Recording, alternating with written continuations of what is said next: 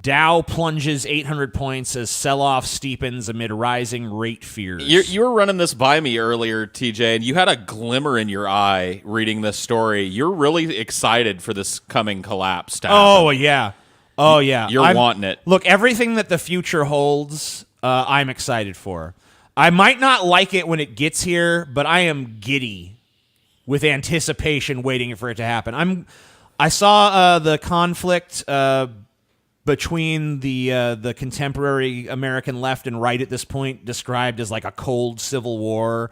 We're already seeing big skirmishes and stuff, and they're just going to get bigger.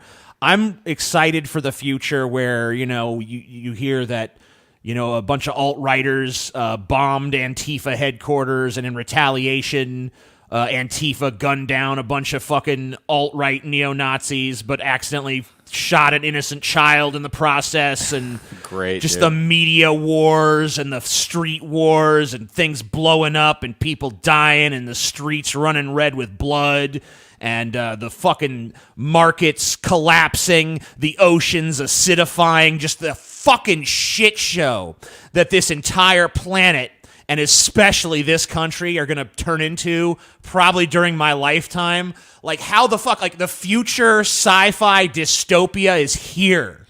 And not I quite. couldn't be fucking happier. We're on the front edge of it, though. Oh, it's happening, though. I can see it. You're like, right. I'm literally getting goosebumps thinking about it. Oh my God. It is happening. You're right, dude. How oppressed are they going to be? It's Totally getting more oppressed. polarized. Oh, we're going to be so fucked. The rhetoric is getting more and more fucking angry and violent.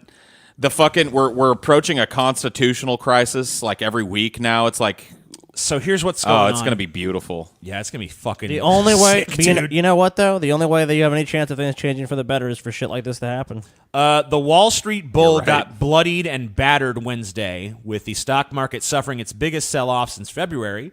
Investors bailed out on the market as fears about the negative economic fallout caused by rising interest rates and the ongoing U.S. trade conflict with China spooked investors. Let's be honest. The fucking markets are so fucking high. These people want to make some of this money, so of course this shit's going to happen because they want to take profits now. Like, they're not going to drive these stocks up. Dude, Amazon a couple years ago was like $300 a share, $330 a share. Mm-hmm. And it's like what, $2,000 Pump and now? dump, they call it. Yeah. So, I mean, let's be honest. This is going to go down at some point because people are going to want to make money. Now, right. People are going to want to cash out. Look, if you look at overall markets, long-term investing is the only way to do it. Unless these people that do day trading shit, you have people jumping off buildings or committing suicide. It's because they invested a bunch of money into it. They got a hot tip, Yeah, but those are the people making the real fucking dough, though. Dude, I just can't wait. Because Look at Warren Buffett. I don't know that this 800-point drop is a sign of the impending crash that's going to happen. These have happened before. But it's, there's been big sell-off days. A bear market will come eventually. It has to happen. And the bear market this time, because this giant ballooning Dow Jones average is due to the same shit that was driving the markets up before the crash in 2008. These banks aren't regulated. They're ballooning huge. Bad debt that's never going to be paid off, being restructured and repackaged into these collateralized debt obligations, collaboration directly with the ratings agencies that are supposed to look at this shit and go, this is dog shit, and stamp a D on it, but instead they're giving it a triple A. Hey, and it's great. being It's A-okay. sold to these big hedge funds with all these big money people in there wanting to make more money, and the big cash machine is just ringing. Dude. Eventually the fucking brakes are going to hit it, and everything's going to collapse. The stock market and then our rigged. politicians are going to come to us once again and explain to us why we have to bail listen, out the we corporations. got to bail them out, and they won't tell us the real reason. The real reason is because they're holding all of our bank account money and shit hostage. They're like, hey, if you guys don't save us, we're gonna destroy everything. The deck is so stacked against you. If you're in with a company that's about to go public, let's say you're buying the shares at like this way discounted rate. Let's say it's like they're gonna do the initial offer, and it's gonna be like $75 or something. You're going to get in there, and it's like, oh, you can buy it for $25. So the minute the fucking stock goes public for trading, and you can probably get your hands on it, you're probably looking at $75, well, at least probably $85, $90 in that scenario, that you can actually, as a retail stock purchaser, probably buy it. So it's like, it's ridiculous. If you know anything about this, and I don't know much, but what I do know is it's so obviously fucking skewed and rigged in favor of I'm these not an major economic-minded person, but I made it a point after 2008 to learn a little bit about it. And let me just tell you, dude, it's all based around the things you think it is. In 2008, it was based around this big housing market where everybody was told that you could get a house. You could get a house. No matter what kind of job you have, you can get a house. Well, you know, you don't have enough money to pay for the house. It doesn't matter. You know what it's called? It's called stated income. So you go into because a place, it didn't matter anymore if those loans were ever going to be paid back. They were just numbers on a sheet that was repackaged and sold as a big safe investment to people. And this is the same shit's happening. Yeah, it's going to. And happen the reason again. why this market panic happened at the adjustment is because what happened in 2008 was the fucking rate. Because there was people weren't paying these fucking debts, and so they had to jack up the rate of investment. And then people stopped getting these loans because it didn't make any sense anymore. And they went, okay, well, let's take a look at what we have. And what they had was dog shit. 100% defaulted loans, people that made one or two fucking payments on their mortgage and walked away. And hold on. Well, what he's talking about is ARMs. They're adjustable rate mortgages. They were 5 to 7 years. Yep. So basically, or interest only ones. So basically, after 5 years, they could adjust it to whatever. So let's say your interest rate I locked you in, TJ, was at 6%. Yeah, which is and then you can raise it to whatever you want. 19%. Yeah, and then good luck paying that. It's impossible for them to pay. These people are barely making the note on it already They because default on their debts. And you know what? They have an obligation in that too. The stupid people that sit down and sign a contract for something they can't pay. Oh yeah, they've got a problem too. Well, they lied about their income too. But the fact that this is standard business practice at the highest levels of Wall Street, and that this massive amount of fake money is being traded back and forth. We made no effort whatsoever to remedy any of this after the 2008 not a crash. single banker was jailed. Not a single person. Dodd-Frank. Yeah, Dodd-Frank is a joke. Hey, shut up. Shut up. Sorry, my dog is barking. So, Paul, you actually tweeted out something a little while ago because this market.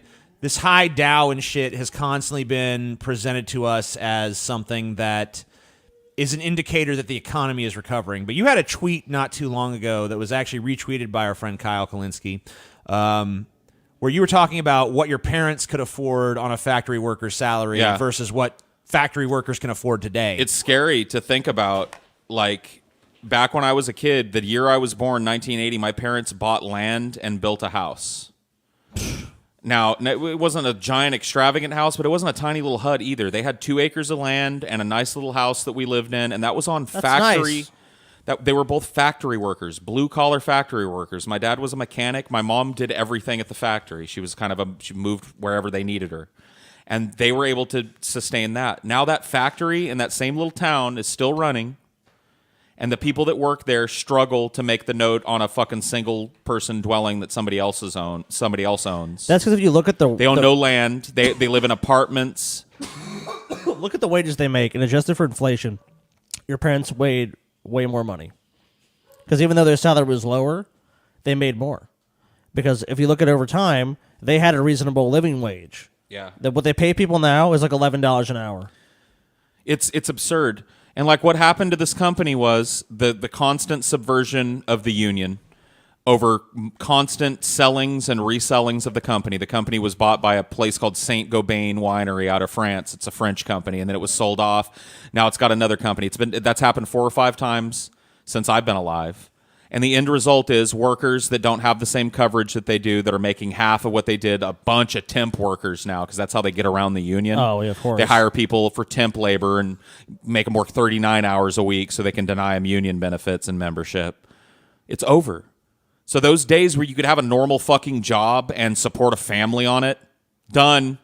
Yeah, I think when we get back to those days, if we could get back to those days, that's, to me, what an American recovery looks like. When a person working a factory job or any sort of job, like just, any job, really, any job that is of necessity enough to exist should pay enough for a person to live a basic standard of living. When we're talking specifically about manufacturing, look, the reason why is what factory was it that your mom worked at? It's a glass factory, some how wine cheap bottles. How cheap can they do that in China or Taiwan? Way cheaper. Most of the glass manufacturing jobs have moved to Mexico.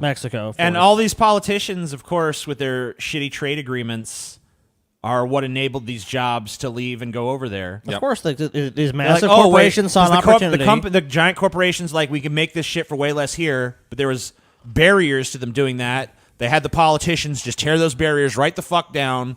We sign these shit trade agreements, and all of a sudden, a fucking person working a factory in America can't make enough to afford a fucking pot to piss in or a window to throw it out of.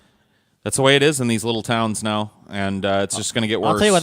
That's why most shit. If I can help it, that I buy things that are made in countries where people get paid. Like if it's made in France or it's made in if Germany. you want to support it that way, that's one of the only ways we can. That's why I do it, because it's like, look, I can go buy this cheap fucking pot or pan that was made in fucking China, but it's made by slave wages. Or I can buy something that's made in the U.S. And usually when it's made in the U.S. or Canada or Europe, it lasts way fucking longer. Yeah, that's true. So I just do fucking quality over quantity.